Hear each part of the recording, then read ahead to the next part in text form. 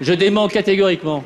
Je n'ai pas, monsieur le député, je n'ai jamais eu de compte à l'étranger, ni maintenant, ni avant. Merci.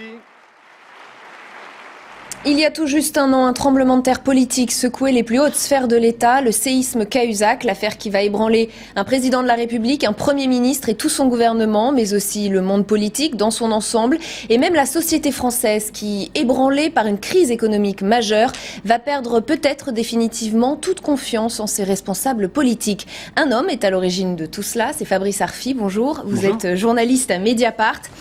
C'est à partir du 4 décembre que Mediapart va publier plusieurs article affirmant que Jérôme Cahuzac a possédé un compte bancaire non déclaré en Suisse. J'aimerais d'abord savoir dans quel état d'esprit vous vous trouvez à la veille de la publication. Est-ce qu'il y a débat au sein de la rédaction? Est-ce que vous vous sentez fébrile? Bon, on est toujours fébrile à la veille de la publication d'informations qu'on sait sensibles et dont on sait qu'elles peuvent avoir des conséquences majeures sur la vie publique du pays. Mais l'affaire Cahuzac, ça faisait plusieurs mois que Mediapart en réalité baignait dedans, puisque moi j'ai commencé mon enquête 4 mois avant la publication du premier article. Et pourquoi vous l'entamez cette enquête? Qu'est-ce qui vous met la puce à l'oreille? À Mediapart, on aime bien cette idée, le terme qu'on a trouvé de journalisme d'initiative, c'est-à-dire d'assumer l'idée que nous avons une autonomie intellectuelle face aux événements. Et l'enquête sur Cahuzac est partie d'une intuition ou un a priori, j'ai aucun problème à assumer l'idée d'avoir l'esprit mal tourné, qui est née avec l'affaire Bettencourt en 2010, en fait. Quand, avec Fabrice Lhomme, qui travaille aujourd'hui au Monde, nous révélons à Mediapart l'affaire Bettencourt. Nous avons quelques petits rapports avec Jérôme Cahuzac, qui est à l'époque président de la commission des finances de l'Assemblée nationale PS, et qui est très très protecteur vis-à-vis d'Éric Woerth. Et ça m'avait mis un peu la puce à l'oreille en me disant mais pourquoi il y a de telles pudeurs de l'un à l'égard de l'autre? Et quand il devient ministre du budget, Jérôme Cahuzac, la première chose qu'il fait, c'est qu'il commande à un ami universitaire un rapport qui va blanchir Éric Woerth dans une autre affaire judiciaire qui mettait en cause le ministère du budget. Donc là, je me suis dit, mais est-ce qu'il y a un secret qui lie les deux hommes? Et je crois l'avoir trouvé, en l'occurrence, ce compte suisse. Donc l'affaire va sortir, Cahuzac va démentir immédiatement sur son blog et par voie de presse. Est-ce qu'à un moment donné, vous doutez de votre propre travail, de votre enquête, de vos sources? Jamais. Jamais, parce que un journal comme Mediapart, évidemment, ne peut pas prendre le risque de publier une information de cette nature si nous n'en sommes pas sûrs à 117, 118, 140, 130%. C'est impossible. Évidemment, nous étions absolument tout à fait sûrs de notre fait pour plusieurs raisons. D'abord, la qualité des sources que nous avions, très nombreuses dans le milieu bancaire, financier, dans l'entourage, y compris liés aux services de renseignement, politique, et aux éléments matériels que nous avions, la preuve que le fisc s'était intéressé à ce compte, et puis un enregistrement, la preuve totale qui montrait que celui qui parlait le mieux du compte suisse de Jérôme Cahuzac était Cahuzac Jérôme. Alors on a vu cette scène étonnante, Jérôme Cahuzac qui dément votre information devant les députés dans un moment très solennel. Qu'est-ce que ça vous fait d'entendre ce ministre mentir avec autant d'aplomb ? Après, il y a toujours de la patte humaine. Moi, je l'avais rencontré la veille de la publication de l'article, évidemment, puisque nous confrontons toujours nos informations à la parole de ceux qui sont concernés. Il avait été un peu moins droit dans ses bottes, mais le démenti était là. Moi, j'ai été, comme chacun peut l'imaginer, stupéfait de son démenti, mais... Moi, le démenti ou le mensonge d'un homme ne m'intéresse absolument pas. Je pars du principe qu'un homme peut mentir. Et vous savez d'ailleurs, en droit français, quelqu'un qui est mis en examen a légalement le droit de mentir. Donc moi, ça fait partie du paysage des sentiments humains, le mensonge. Surtout quand on est ministre du budget et qu'il y a un journaliste qui vient dire il a un compte en Suisse. Le problème n'est pas le mensonge. Le problème est que le mensonge a été accompagné. A été accompagné soit par complicité, soit par complaisance, soit par omission.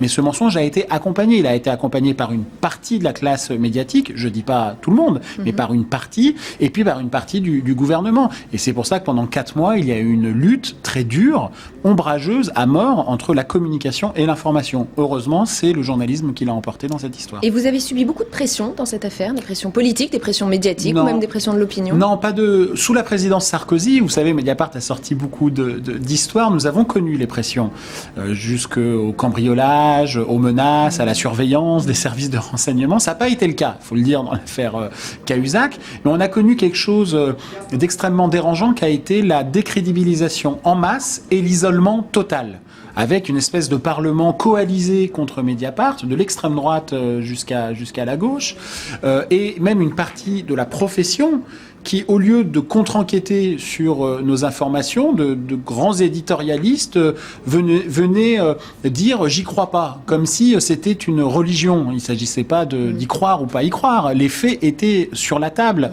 Et c'est vrai que là, il y avait quelque chose d'un peu kafkaïen pour un journaliste de mettre sur la table les éléments concrets, pas les opinions, les faits, et qu'il y avait une espèce d'aveuglement quasi collectif, même si c'est pas le cas, puisque j'ai travaillé avec des confrères d'autres journaux sur cette histoire, mais il y a eu un aveuglement majoritaire qui a empêché la marche de la vérité. Et alors, il faut le dire, après toutes ces critiques, Mediapart a été encensé pour son travail. Qu'est-ce que ça vous a fait de voir ce revirement de l'opinion et de vos confrères journalistes ?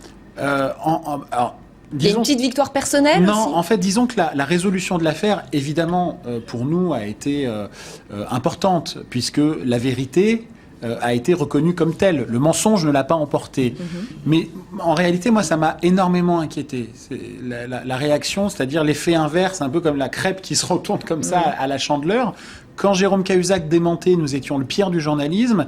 Quand il a soi-disant avoué, parce qu'il n'a pas avoué, il n'a fait que reconnaître ce que les juges avaient déjà trouvé, nous sommes devenus le meilleur du journalisme. C'est absurde. Nous ne sommes ni le pire ni le meilleur du journalisme. Entre les deux, nous n'avons fait que notre travail. Et c'est très inquiétant de devoir considérer que parce qu'il y a la parole dans un sens ou la parole dans l'autre, le statut de celui qui n'a fait que son travail change.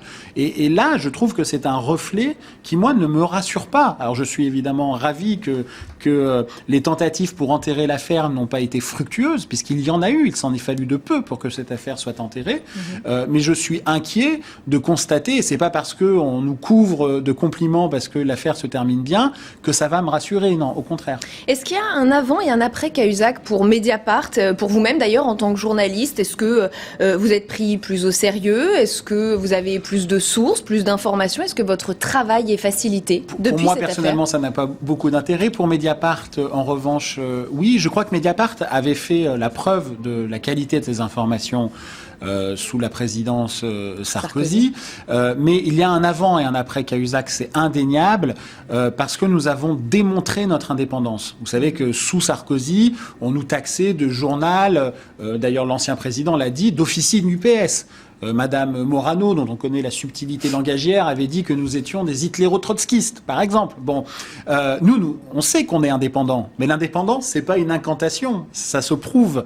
Et donc là, on a montré que Mediapart, quel que soit le camp des valeurs dans lequel il dit se retrouver, qui n'est pas gauche, droite, PS, UMP, qui est plutôt progressiste que conservateur, nous avons montré que l'indépendance est au rendez-vous. Et cela a provoqué, je crois, un avant, un après pour l'histoire du journal. Fabrice Arfi, si je vous demandais de terminer cette phrase, le 4 décembre 2012, c'est le jour où, que diriez-vous? C'est le jour où, comme d'autres avant Mediapart, comme d'autres après Mediapart, on a montré que le journalisme avait une utilité publique dans une démocratie. Merci beaucoup, Fabrice Arfi, d'avoir été mon invité dans le jour ouf. L'information continue sur LCI.